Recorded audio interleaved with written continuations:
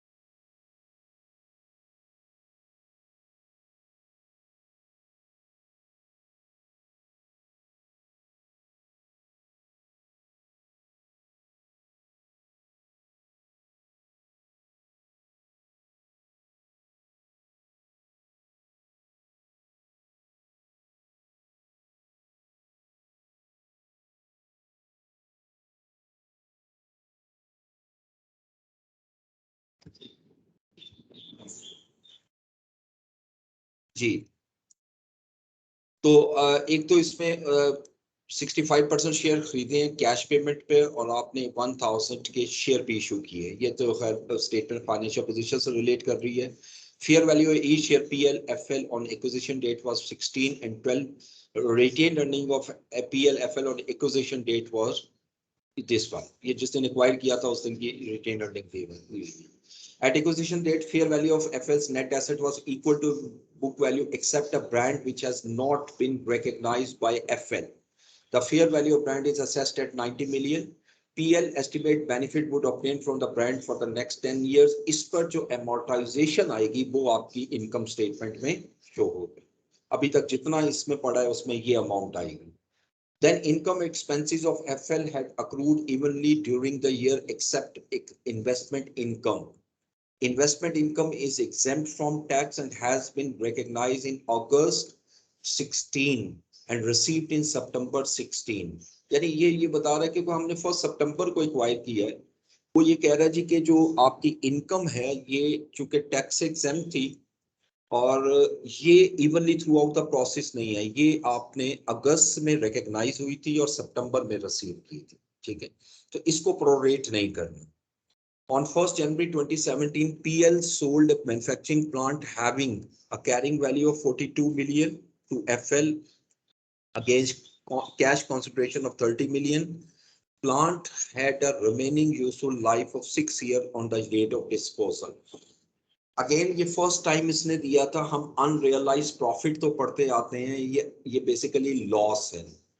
लेकिन 42 मिलियन का एसेट आप 30 मिलियन पे उसको सेल कर रहे हैं तो 12 मिलियन का लॉस हो रहा है। जिस तरह अनरियलाइज प्रॉफिट जो है वो हमारा एलिमिनेट होता है, तो इसी तरह जितना लॉस होता है उसको भी हमें रिवर्स करना होता है, क्योंकि ये ट्रांजैक्शन हुई नहीं होती, ये इंट्राग्रुप ट्रांजैक्शन है। इसका जो भी गेन आए या लॉस आए उसको रिवर्स करना है।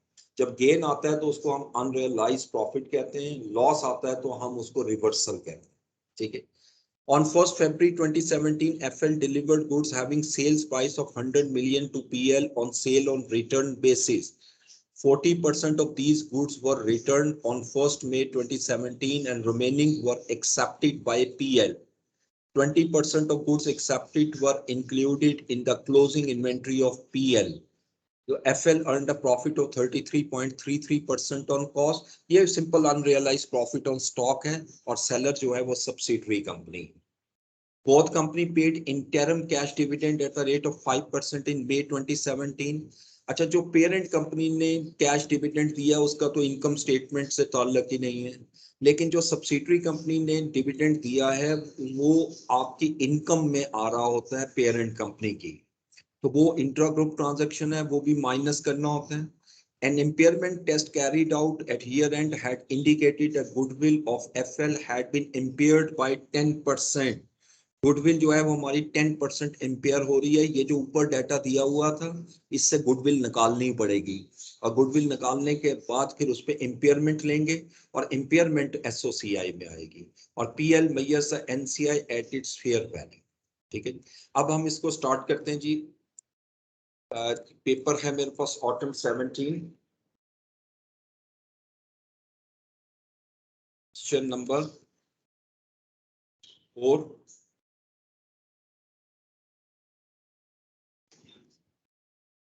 और ये है future present limited group consolidated income statement. तो कोई इसमें पूरी एसओसीआई नहीं मांगी तो मैं इनकम स्टेटमेंट भी लिख सकता हूँ for the year ended 30th June 2017 और रुपीस जो है वो मिलियन में है.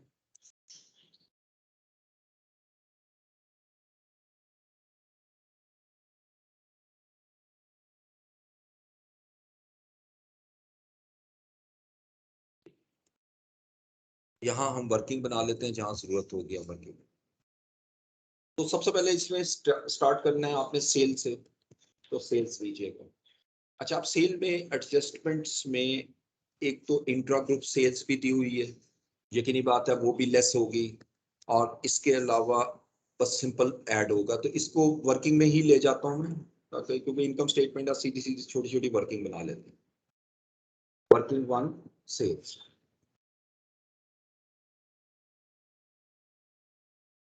तो सबसे पहले पेरेंट कंपनी ले पीएल. पीएल की सेल तो पूरी आएगी 2060. एसएल जो है इसकी सेल आएगी 10 मंथ्स की. ये हमारा पहले डिसाइड हो गया था इनटू 10/12, तो ये आ जाएगा 1524 इंटू 10/12. ठीक है, अब देखते हैं इंट्रा ग्रुप ट्रांजैक्शन कौन सी हैं. ये देखें, ये नंबर 4 देखें. On 1st February 2017 FL delivered goods having a sales price of 100 million to PL on sale on return basis. ये सेल नहीं है प्लीज, ये रिटर्न बेसिस पर है. इनमें से जो गुड्स वापस आ गई हैं वो सेल नहीं होंगी. 40% of these goods were return on 1st May. तो इसका मतलब है कि 60% गुड्स जो है वो इंट्रा ग्रुप सेल्स में आएंगे. यानी आप इंट्रा ग्रुप सेल्स देंगे 100 का 60. ये इंट्रा ग्रुप सेल में से हमने माइनस करनी, माइनस किया. यही एक ट्रांजैक्शन होती है सेल में, इसको प्लस करने तो 3270 जो है वो मेरी सेल्स आ गई. लेकिन सबसे ज्यादा जो मेन वर्किंग है ये तो ब्रैकेट में भी कर सकते थे, लेकिन मैंने इसलिए की कि इसकी कैलकुलेशंस वो जो ब्रैकेट में शो की है वो यहाँ करता तो काफी स्पेस चाहिए थी मुझे. तो कॉस्ट ऑफ सेल्स इसकी वर्किंग हमेशा बनाइएगा क्योंकि इसमें चीजें ज्यादा आती हैं. ना सिर्फ इसमें इंट्रा ग्रुप सेल आती है बल्कि इसके अंदर आपकी जो अनरियलाइज प्रॉफिट है वो भी आएगा और इसके अलावा भी कोई डेप्रिसिएशन अमोर्टाइजेशन जो उससे रिलेट करती है वो भी इसमें एडजस्ट करनी होती है. ठीक है, तो सबसे पहले तो देखें cost of sales parent company की कितनी, पीएल. पीएल की कॉस्ट ऑफ सेल है 1300, ये तो एज इट इज आ गई. एसएल की जो कॉस्ट ऑफ सेल है वो 846 है.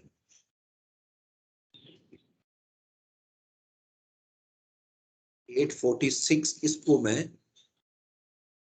10/12 कर देता हूँ 105 आप। तो सबसे पहले इंट्रा ग्रुप सेल्स लेस करते हैं, जो ऊपर दी हुई है सेम वैल्यू उठा लाए यहाँ लाएं। अब अनरियलाइज प्रॉफिट ऑन स्टॉक, कितना स्टॉक पड़ा हुआ है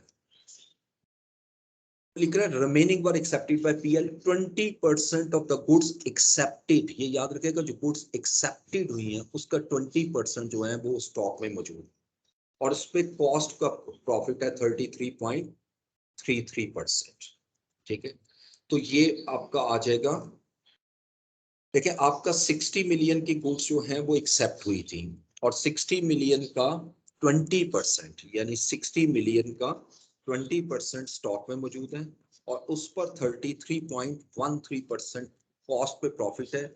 33.133 डिवाइडेड बाय 133.33। ठीक है, इस कैलकुलेशन को भी ले आए, ये प्लस होगा अनरियलाइज प्रॉफिट यहाँ पर, क्योंकि क्लोजिंग स्टॉक जब कम होगा तो आपका क्लोजिंग स्टॉक से मैंने कम करना है, तो ये ऑटोमेटिकली आपका कॉस्ट ऑफ गुड सोल्ड कम हो जाएगी। ठीक है, इनटू 33.33 डिवाइड बाय 133.33, तो ये 3 मिलियन की अमाउंट मैंने प्लस कर ली। राइट, अब इसके बाद आगे देखते हैं कोई और एडजस्टमेंट इसमें। This one number 3, on 1st January 2017, PL sold a manufacturing plant had a carrying value of 42 million to FL against cash consideration of 30 million। एक तो ये जो लॉस ऑन डिस्पोजल है वो तो खैर यहाँ नहीं आ रहा, सीजीएस में नहीं आता, एक तो वो रिवर्स करेंगे जब हम आगे जाएंगे नेक्स्ट हेड्स में। Plant had a remaining life of 6 years। अब देखें, क्योंकि ये ट्रांजैक्शन नहीं है, डेप्रिसिएशन रिकॉर्ड होनी चाहिए थी 42 मिलियन पर, हमने रिकॉर्ड की 30 मिलियन पर। इसका मतलब 12 मिलियन पे डेप्रिसिएशन मुझे मजीद रिकॉर्ड करनी है। जब डेप्रिसिएशन मजीद रिकॉर्ड करूंगा तो natural cost of good sold increase हो जाएगी।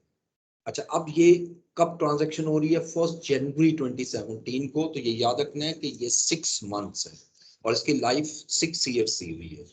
तो यहां मैं लेता हूं डेप्रिसिएशन ऑन प्लांट, कैलकुलेट होगी 42 मिलियन में से आप माइनस करोगे 30 मिलियन, 12 मिलियन पे डेप्रिसिएशन होगी, और इसकी लाइफ जो है वो दी हुई है उसने 6 year, ये 1 साल की डेप्रिसिएशन हो गई, मल्टीप्लाई 6/12, इसको डिवाइडेड बाय 6 इंटू 6/12, ये 1 मिलियन मेरा ऐड हो गया। ठीक है, ये एडजस्टमेंट भी मेरी सीटीएस में आ गई। इसके अलावा कुछ इम्पेयरमेंट जो है वो तो आपकी ऑपरेटिंग एक्सपेंस है, ये इन्वेस्टमेंट इनकम है, बस और कुछ नहीं है। तो इसको टोटल कर लें, this one it becomes a cost of goods sold 1949।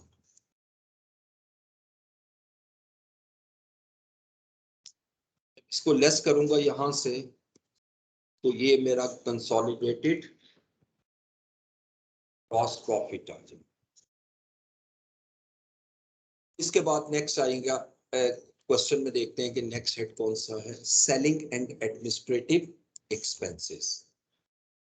इसी तरह वर्किंग में कन्वर्ट कर लेते हैं। वर्किंग नंबर 3,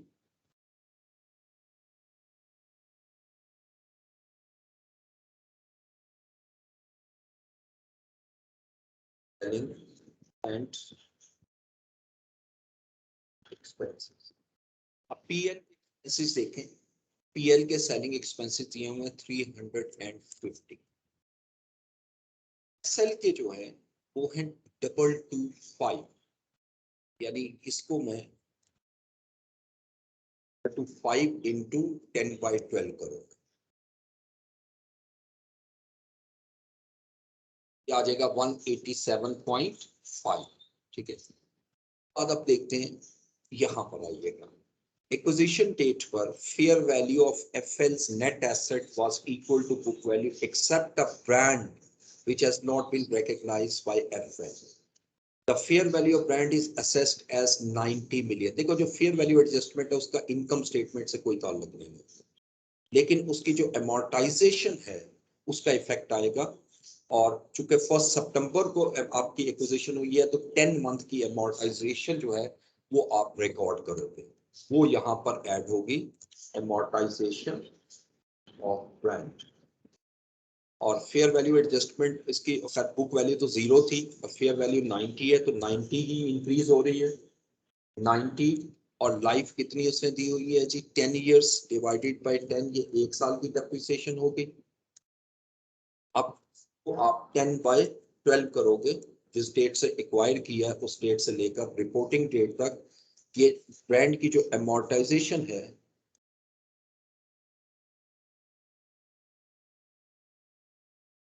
तो यहाँ पर हम ले आते हैं 9 × 10/12 7.50। ठीक है, अब एडजस्टमेंट दिस वन इम्पेयरमेंट। अब इम्पेयरमेंट के लिए जरा मुझे कैलकुलेशन ज्यादा करनी है।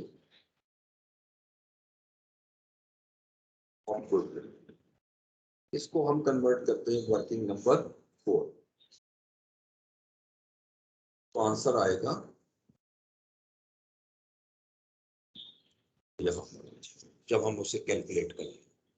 अब वर्किंग 4 में मुझे पूरी गुडविल बनानी है। ठीक है, पहले गुडविल निकालनी है, उसके बाद इम्पेयरमेंट निकलेगा।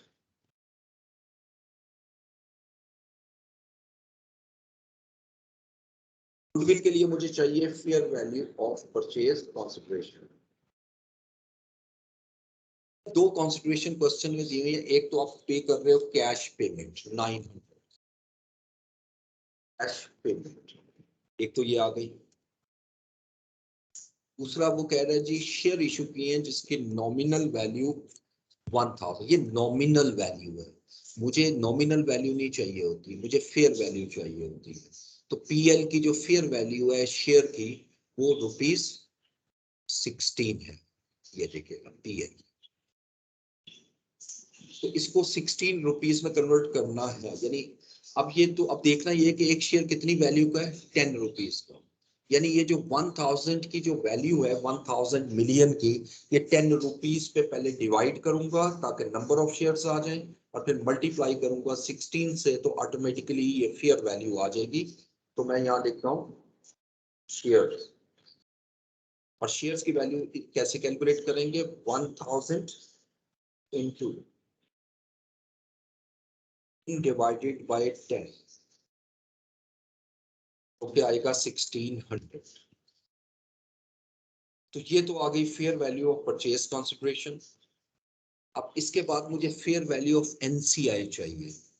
अच्छा, अब एनसीआई के लिए शेयर प्राइस दी हुई है ना, हम यहां से कैलकुलेट कर लेंगे, ये 12 रुपीज है एफएन की। अब देखना ये कि कितने शेयर आपने एक्वायर्ड नहीं किए। देखो 2600 मिलियन शेयर्स थे, उसके 35% शेयर आपने एक्वायर्ड नहीं किए। तो इसको अगर मैं नंबर ऑफ शेयर्स में कन्वर्ट करूं तो ये 260 मिलियन शेयर्स। ठीक है, और इसको 12 से मल्टीप्लाई करूंगा after converting into NCI shares. तो मैं यहां लिखता हूं फेयर वैल्यू ऑफ एनसीआई। अब 2600 शेयर से शेयर कैपिटल है, 10 रुपीज का एक शेयर है, 2 मिलियन शेयर हो गए। इसका कितने परसेंट शेयर एनसीआई के पास है 65% शेयर हमने एक्वायर किए हैं, तो इट मींस 35% शेयर जो है वो एनसीआई के पास है, और एनसीआई के एक शेयर की प्राइस जो है वो 12 रुपीज है। 260 इंटू 35% इंटू 12 करूंगा तो ये फेयर वैल्यू ऑफ एनसीआई आ जाएगी 1092। अब इसमें से मैंने लेस करना है fair value of net assets acquired. यहाँ पे चूंकि वो वर्किंग क्यू नहीं होती तो लिस्ट बना लेंगे एट एक्विजिशन डेट वाली। तो जैसे आप ये समझो वर्किंग 2 बना रहे हो लेकिन सिर्फ और सिर्फ फर्स्ट कॉलम, तो शेयर कैपिटल कितना है 2600, ये माइनस होगा, मैं डायरेक्ट माइनस करता जाता हूँ।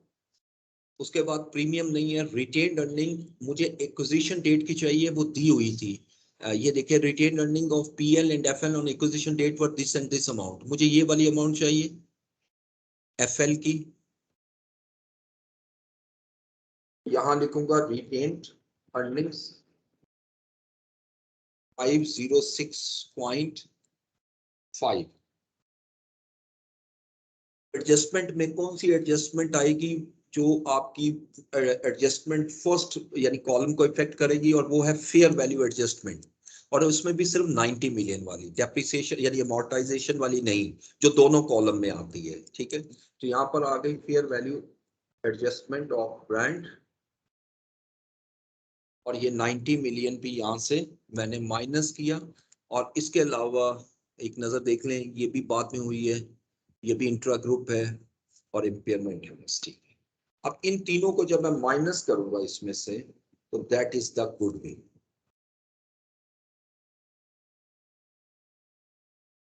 मुझे चाहिए इम्पेयरमेंट, लेकिन उसने चूंकि क्वेश्चन में कहा है कि इम्पेयरमेंट इज 10% ऑफ, यानी 10% है, तो मैं अब इस अमाउंट का 10% में, यानी ये मेरा फाइनल आंसर होगा 39.55। ठीक है, ये इम्पेयरमेंट जो है ये यहाँ ले, इम्पेयरमेंट जब रिकॉर्ड करूंगा तो एक्सपेंस बढ़ जाएगा, तो ये 584.55 के मेरे सेलिंग और एडमिन एक्सपेंसेस आ गए, जो मैंने यहाँ से माइनस कर। उसके बाद नेक्स्ट देखिए, हाँ ये वाला जरा ध्यान से करना, इन्वेस्टमेंट इनकम। ठीक है, क्योंकि इन्वेस्टमेंट इनकम दी हुई है, इसमें जो डिविडेंड है, जब मैंने आपको बताया था 5% इंटरम डिविडेंड दोनों कंपनीज ने दिया है, तो जो सब्सिडरी कंपनी ने पेरेंट कंपनी को डिविडेंड दिया है वो आपका कैंसल हो जाएगा। ठीक है, वो नहीं आएगा। दूसरी चीज एक हमने और पढ़ी थी, देखिए 2 देखिएगा, income expenses FL had accrued evenly throughout the year except investment income. Investment income is exempt from tax, इससे मेरा कोई ताल्लुक नहीं है, and had been recognized in August. मुझे recognize देखना है, कब recognize हुआ, अगस्त में, और हमारी एक्विजिशन हो रही है 1 सितंबर को। इसका मतलब ये जो 50 मिलियन की अमाउंट है ये नहीं आई, क्योंकि ये प्री एक्विजिशन, मुझे वो चाहिए जो पोस्ट एक्विजिशन होती है, यानी एक्विजिशन के बाद। तो एक तो ये 190 मिलियन सिर्फ आएगी, लेकिन इसमें भी वो डिविडेंड जो सब्सिडरी कंपनी ने पे किया है, interim dividend, this one both company paid interim dividend in May 2017, वो इंटरम डिविडेंड हम यहाँ से माइनस करेंगे। ठीक है, तो इसलिए इसकी वर्किंग यही बना लेते हैं, उसकी वर्किंग अलग की जरूरत नहीं है। इन्वेस्टमेंट 190 मिलियन आएगी, जो अभी मैंने आपसे डिस्कस की, इसमें से भी माइनस करोगे जो डिविडेंड आपको रिसीव हुआ। अब देखें कितना डिविडेंड है, 2600 शेयर कैपिटल है, उसके 65% शेयर हमारे पास, और 5% उसने डिविडेंड दिए, तो ये कैलकुलेट होगा 2600 इंटू 65% इंटू 5। ठीक है जी, ये अमाउंट अब यहाँ पे ले आएंगे, और ये इन्वेस्टमेंट इनकम है तो ये प्लस होगी, 190 माइनस 2600 इंटू 0.65 इंटू 0.05, 105.50 की अमाउंट आपकी इन्वेस्टमेंट इनकम की आ गई। सर 50 की अमाउंट को दोबारा एक्सप्लेन कर दें।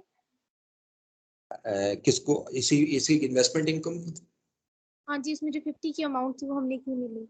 अच्छा, बस यहाँ देखिएगा वो लिख रहा है कि जो इन्वेस्टमेंट इनकम है हमारी, ये आपकी हैज बीन रिकॉग्नाइज्ड इन अगस्त, बस रिसीव से कोई ताल्लुक नहीं, क्योंकि अकाउंटिंग अक्रूवल बेसिस पे होती है। जिस साल में रिकॉग्नाइज हुआ, जिस मंथ में, वो अगस्त का मंथ है। हमने जो प्रॉफिट लेने होते हैं या जो भी आइटम लेनी होती है वो पोस्ट एक्विजिशन पीरियड की होती है, यानी सितंबर से ऑनवर्ड। ठीक है, तो चूंकि ये अगस्त से रिलेट कर रही है, ये प्री एक्विजिशन है, इसलिए इसको तो सिरे से लेना ही नहीं है।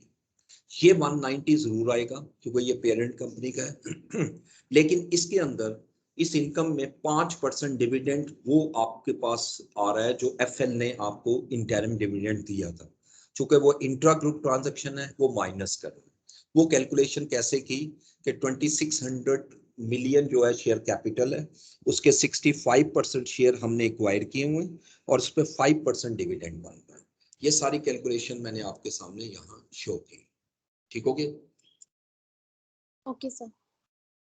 आखिर में रह जाता है हमारे पास कोई और आइटम जी, gain on disposal of fixed asset.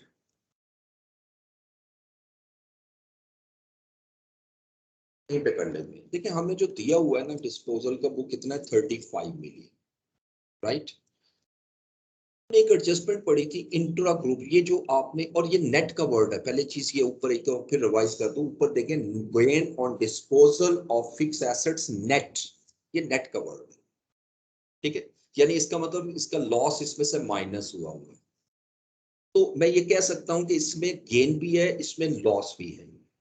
अच्छा, अब लॉस कितना है वो हमने यहाँ पढ़ा था अभी, आई थिंक 12 मिलियन का हमने कहीं देखा था, ये वाला नंबर 3, कि आपका एसेट जो कैरिंग अमाउंट 42 मिलियन की, आपने 30 मिलियन का सेल किया, ये जो 12 मिलियन का लॉस है ये इंट्रा ग्रुप ट्रांजैक्शन से। तो अगर मैं 12 मिलियन का लॉस एलिमिनेट करता हूं तो बताइए गेन बढ़ेगा या कम होगा, इंक्रीज होना चाहिए या कम होना चाहिए? तो ये प्लस कर दीजिएगा ताकि सिर्फ गेन रह जाए। इसको फर्दर मैं समझा देता हूँ। देखो ये 35 कैसे आ रहा था, एक तो गेन ऑन गेन था, गेन आपका 40 जो मैंने अभी निकाला है 47 का था, जो मुझे मालूम नहीं था, ठीक है, और एक लॉस था। लॉस हमसे क्वेश्चन में दिया हुआ है 12 मिलियन का, और इन दोनों को प्लस कर ले तो ये 35 हमें क्वेश्चन में दिया हुआ था, उसने लिखा था नेट, नेट, ठीक है। ये क्वेश्चन में गिवन था, हमें बेसिकली ये दोनों शो करने थे, नॉर्मली तो शो करते हैं, लेकिन चूंकि ये लॉस इंट्रा ग्रुप है और इंट्रा ग्रुप का रूल है कि हमें इसको शो नहीं करना, यानी ये लॉस रिकॉर्ड नहीं होना चाहिए, तो फिर इस लॉस को जब मैं एलिमिनेट करूंगा तो सिर्फ गेन रह जाएगा 47। तो उसको निकालने का तरीका ये है कि 35 में हम 12 ऐड कर देंगे, ठीक है। अब देखें कौन सी आइटम आ रही है, ये भी हो गया।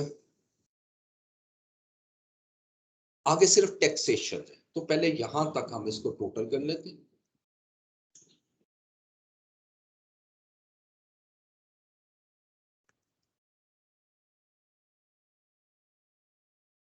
This one is profit for tax,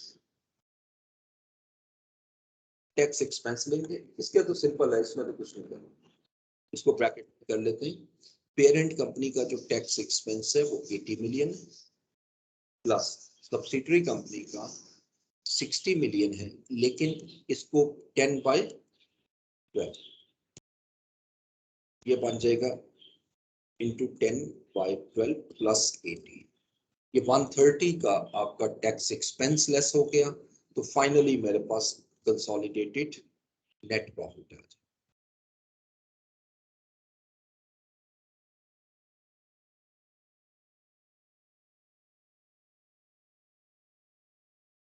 This one is net profit। अब इसके बाद फाइनल जो हमने काम करना होता है, बड़ा इंपॉर्टेंट होता है, दैट इज प्रॉफिट एट्रीब्यूट करना। नेट प्रॉफिट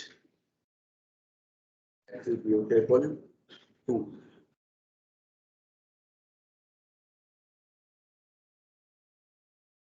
पेरेंट एनसीआई, जो कि वर्किंग नंबर 5 बनेगी, और उसके बाद ये टोटल जो है सेम यही है। जब मैं एनसीआई निकाल लूंगा तो ऑटोमेटिकली मेरा ये पेरेंट का शेयर सही हो जाएगा। अब वर्किंग 5 में आपने क्या करना है कि नॉर्मली वर्किंग 2 में आते हैं आप, क्योंकि यहाँ वर्किंग 2 नहीं बनी हुई, तो जो जो आपकी वर्किंग 2 को अफेक्ट कर सकती है या सब्सिडरी के प्रॉफिट को अफेक्ट कर सकती है वो यहाँ ले आएंगे। NCI share in profit after tax. तो सबसे पहले आप लेते हैं जी profit after tax of subsidiary company. Profit after tax of FL subsidiary company. अब सब्सिडरी कंपनी का प्रॉफिट आफ्टर टैक्स कैसे निकलेगा, ये दिया हुआ है, ये सारा पहले कैलकुलेट करो। ठीक है, 1524 माइनस 846 माइनस 225, और चूंकि 50 तो लेना ही नहीं है चूंकि वो तो पोस्ट एक्विजिशन से रिलेट करता है, और माइनस 60। ये कैलकुलेट करने के बाद इसको 10/12 कर दो। 24 माइनस 846 माइनस 225 माइनस 60 इंटू 10/12 तो 327.50। अब यहां से देखते जाएं जो जो एडजस्टमेंट एनसीआई को इफेक्ट करेगी वो लेते आए। तो सबसे पहले फेयर वैल्यू एडजस्टमेंट, उसका कोई इफेक्ट नहीं आएगा, लेकिन उसकी एमोर्टाइजेशन का आएगा।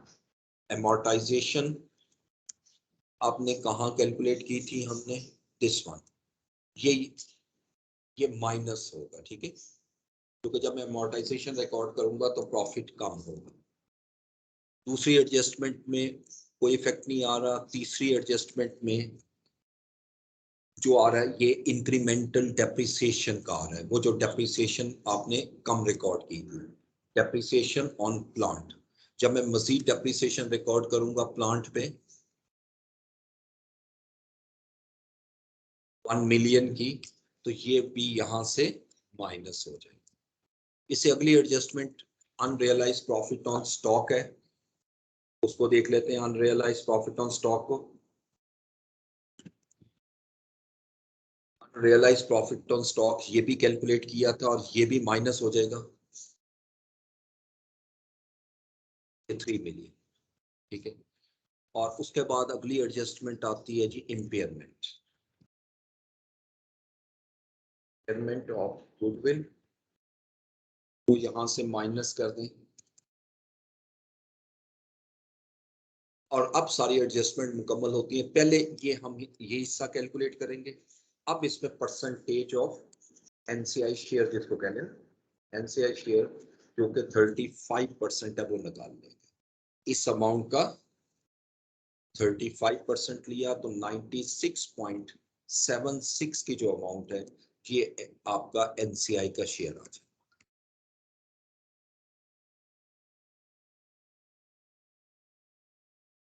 टिकली ये मेरे पास पेरेंट का शेयर आ गया 662.19। ठीक है, क्वेश्चन का पार्ट बी भी है। Amount of consolidated retained earning and NCI at would appear in the consolidated statement of financial position। अच्छा, अब इसके लिए तो मुझे वो सारी वर्किंग बनानी पड़ेगी, वर्किंग 2, वर्किंग 4, वर्किंग 5, तो कोई जरूरत नहीं है। मैं इनकम स्टेटमेंट के थ्रू भी ले जा सकता हूँ। ठीक है, सिंपल जो प्रॉफिट आ रहा है वो उसको प्लस करो, डिविडेंड माइनस करो, और जो प्रॉफिट एट्रीब्यूट ऐड कर दो तो आंसर आ जाएगा। ये वही बनेगा, मैं इनकम स्टेटमेंट में कहता हूँ। और ये एक और पार्ट क्वेश्चन में भी आया हुआ है, उसमें रिकंसिलिएशन का वर्ड यूज किया। तो ये किस्म की रिकंसिलिएशन होती है जो इसके थ्रू हम कैलकुलेट करते हैं। वही अमाउंट हमारी वर्किंग उसमें आ रही होती है स्टेटमेंट ऑफ फाइनेंशियल पोजीशन में। तो पहले देखिए ग्रुप रिटेन्ड अर्निंग निकाल लेंगे।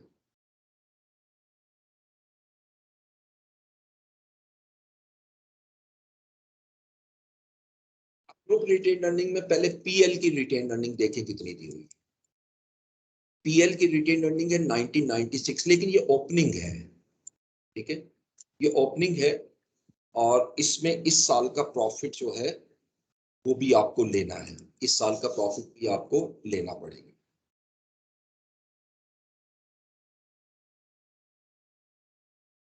क्लोजिंग है, सॉरी सॉरी, ये रिटेन अर्निंग हमें क्लोजिंग दी हुई है, ये क्लोजिंग दी हुई है। इससे मुझे ओपनिंग निकालनी है, मुझे ओपनिंग चाहिए ना, सॉरी। ठीक है, तो ये रिटेन अर्निंग दी हुई है और पीएल ये गिवन है 35,1996। अच्छा, मुझे ओपनिंग में कन्वर्ट करना है। देखो, ओपनिंग से क्लोजिंग में जाते हुए नेट प्रॉफिट ऐड होता है और डिविडेंड लेस होता है। जब रिवर्स जाऊंगा डिविडेंड ऐड होगा और नेट प्रॉफिट लेस होगा। अब नेट प्रॉफिट जो है ऑफ पीएल वो कैलकुलेट करना है जिस तरह हमने एस का किया था। ये तो 2060 minus 1300 minus 350 plus 190 plus 35 minus 80, ये सारा मैंने प्लस माइनस किया तो ये मेरा नेट प्रॉफिट आ जाएगा। और नेट प्रॉफिट माइनस करना है, मैंने माइनस क्यों करना अभी मैंने समझाया, क्योंकि मैं रिवर्स चाह रहा हूँ, ओपनिंग बैलेंस निकालना चाह रहा हूँ।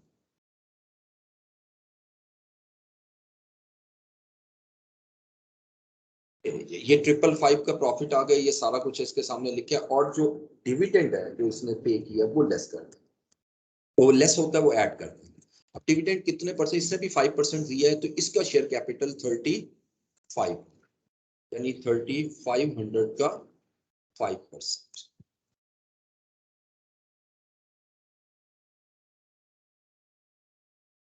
ठीक है जी। इस इतने हिस्से को जब मैं टोटल करूंगा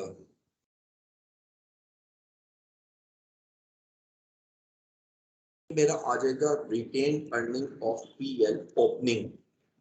अब मुझे प्रॉफिट लेना है इस साल का नेट प्रॉफिट, और यहाँ कंसोलिडेटेड प्रॉफिट लिखना है, एट्रीब्यूटेबल टू पेरेंट ऊपर निकाला हुआ वाला प्रॉफिट जो है वो ऐड कर दो और डिविडेंड दोबारा माइनस कर दो, आंसर आ गया। डिविडेंड अब मैं माइनस करूं, अब मैं दोबारा क्यों दो दफा क्यों लिया, क्योंकि ताकि ओपनिंग बैलेंस निकाल सकूं, वैसे लेस ही करना है इसको। ठीक है, तो अब इन तीनों को मैं प्लस माइनस करता हूं तो ये मेरा आंसर आ चुका 103.19। This is consolidated retained earning. जो वर्किंग 5 बनाएंगे ना आप, अगर उस मेथड से करेंगे तो यही आंसर आएगा। इसी तरह ग्रुप नॉन कंट्रोलिंग इंटरेस्ट, इसमें ग्रुप का वर्ड नहीं आता।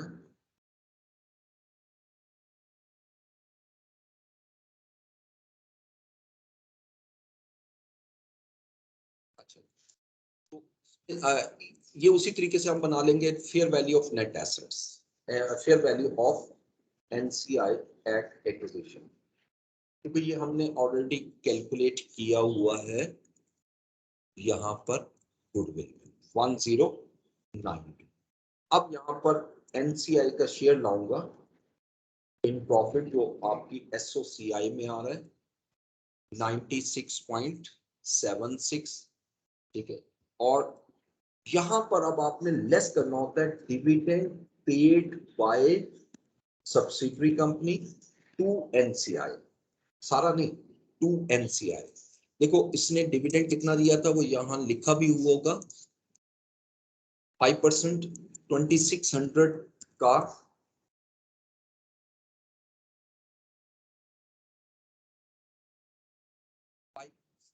डिविडेंड बनता है।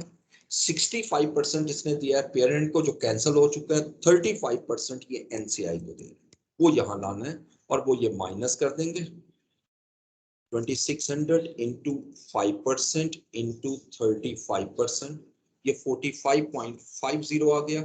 अब इनको प्लस करने, ये माइनस हुआ तो 1143.26 जो है, this is the non controlling interest. जब आप वर्किंग 4 बनाओगे तो एग्जैक्टली यही आंसर आपको मिलेगा, हालांकि वहां डिविडेंड नहीं आ रहा हो। ठीक है, लेकिन आंसर यही आता। अब बताइए ओके, ये इसमें कोई क्वेश्चन करना हो?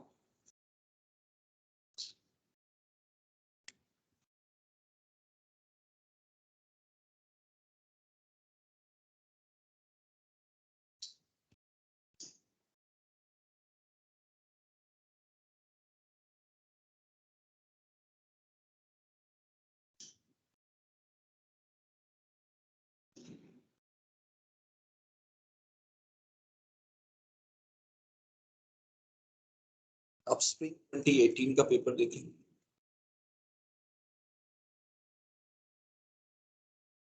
क्वेश्चन नंबर 3 है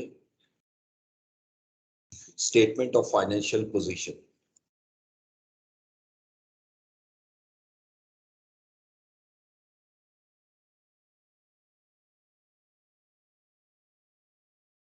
इसमें देखते हैं कोई नई चीज तो नहीं है, एडजस्टमेंट सिर्फ देखेंगे। GL acquired 75% shares of SL on 1st January 2017. Cost of investment in GL books consist of 10 million GL ordinary shares, issued at rupees 24 per share. Cash payment of 280 million, including professional fee of 10 million for advice on acquisition. ये तो हम पढ़ चुके हैं कि ये working 5 में से जाकर लेस हो जाएगी, ठीक है, ये यानी है. On acquisition date, carrying value of assets, net asset was equal to fair value except intangible asset brand, whose fair value was 40 million as against carrying a value of 25 million. 15 million fair value adjustment आ जाएगी जो working 2 में लेके जाओगे, और recoverable amount जो brand की है 31 दिसंबर को वो 28 मिलियन, ठीक है. तो इसमें पहले आप अमोर्टाइजेशन लेंगे, 15 मिलियन का 5 पे डिवाइड कर देंगे तो 3 मिलियन अमोर्टाइजेशन इस पे आ जाएगी. फिर इम्पेयरमेंट चेक करनी है क्योंकि रिकवरेबल अमाउंट दी है. नॉर्मल तो 40 मिलियन के है ना फेयर वैल्यू, तो 40 मिलियन पे रिकॉर्ड हुआ, 5 पे डिवाइड करके 8 डेप्रिसिएशन आई, 32 आ गया, 32 का एसेट 28 पे आ चुका है, तो 4 मिलियन की इम्पेयरमेंट लॉस भी आ रहा है. ये भी आप वर्किंग 2 में शो करोगे, ठीक है. JL values NCI at fair value. The market price of SL share was rupees 36 at the date of acquisition, which has increased to 40 as 30 December. ये जो इंक्रीज हुई है 40, इसका मेरे साथ कोई ताल्लुक नहीं, क्योंकि मुझे NCI जो निकालनी होती है फेयर वैल्यू ऑफ NCI वो एक्विजिशन डेट की होती है, और एक्विजिशन डेट को हमारे जो शेयर प्राइस है वो 36 रुपीज की थी. JL and SL showed a net profit of 200-600 million, ठीक है, ये तो इस साल का प्रॉफिट आ गया. Loan was granted on 1st July 2017 and carries markup of 10%. Check of 30 million including interest was dispatched by GL on 31st December 2017 but was received by SL after the year end. No interest has been accrued by SL in its financial statement. ये मैंने आपको concept समझाया था एक book पे, एक बिल्कुल exact यही एडजस्टमेंट एक और पेपर में हमने की है, लेकिन वो वर्किंग 5 में लेके गए थे, इसको मैं वर्किंग 2 में लेके जाऊंगा. पहले मैंने आपको बताया था इंट्रा ग्रुप ट्रांजैक्शन कैंसिल होने के लिए जरूरी होता है कि पहले दोनों बुक्स में रिकॉर्ड हो. अब उसने रिकॉर्ड ही नहीं की हुई तो पहले रिकॉर्ड करें. किसने रिकॉर्ड नहीं की हुई? एसएल ने. पिछले पेपर में पेरेंट ने रिकॉर्ड नहीं की हुई थी, यहाँ सब्सिडियरी ने रिकॉर्ड नहीं की हुई, तो पहले वो रिकॉर्ड करेगा, और रिकॉर्ड करेगा तो उसका सीधा तरीका है कि जो भी अक्रूड बनेगा इनकम वो आप उसमें ऐड कर लोगे वर्किंग 2 में, तो इसका इफेक्ट वर्किंग 4 और 5 पे चला जाएगा. On 1st May 27, SL sold a machine 52 million की at a gain of 12 million. However, no payment has been made by JL. Remaining useful life of machine at the time of disposal was 2 million. तो ये तो simple आपका अब आ जाएगा ना, 52 million पे 12 million का गेन आ रहा है, फिर उस पर डेप्रिसिएशन लेंगे, जो इफेक्ट आएगा वो वर्किंग 2 में ले जाओ क्योंकि सेलर जो है वो सब्सिडियरी कंपनी है. सेकेंडली चूंकि उसने पेमेंट नहीं की तो एक कंपनी के रिसीवेबल में आ रहा है, एक कंपनी के पेएबल में आ रहा है, जिसको स्टेटमेंट ऑफ फाइनेंशियल पोजीशन बनाओगे तो intra group transaction simply cancel करनी, ठीक है. During the year, JL made a sale of 250 to SL at 20% above cost. 60% of these goods are included in SL book. ये working 5 में जाएगा, unrealized profit on stock, क्योंकि यहाँ पर seller जो है वो पेरेंट कंपनी है. और आखिर में SL declared interim dividend of 10% in November 17, which was paid on 2nd January 2018. The dividend has been correctly recorded by the both companies. ठीक है, तो ये चूंकि रिकॉर्ड हो चुका है तो अभी पे नहीं हुआ 31 दिसंबर तक, तो एक तरफ रिसीवेबल है और एक तरफ पेएबल है. ये सिंपल एसेट्स और लायबिलिटी में से माइनस करना है, इसका और किसी वर्किंग पे वर्किंग 2, 3, 4, 5 किसी पे कोई इफेक्ट नहीं आएगा, ठीक है. तो ये क्वेश्चन कंपैरेटिवली आसान है, इसमें कोई एडजस्टमेंट नहीं है, तो ये क्वेश्चन जरा खुद कीजिए. स्प्रिंग 18 का ये मैं यहाँ लिख देता हूँ.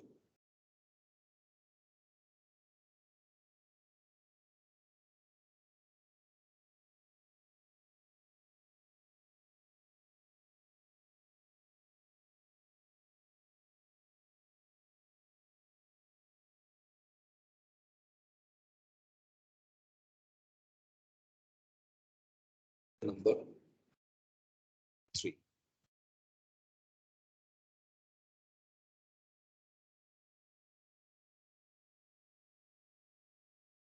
ठीक है जी, चले आज के लिए इतना काफी, बाकी कल इंशाल्लाह मंडे को जो है ना वो फिर फिजिकल क्लास में शुरू कर दूंगा. देखो कॉलेज आऊंगा वहीं पे होगी क्लास। ठीक, थैंक यू जी।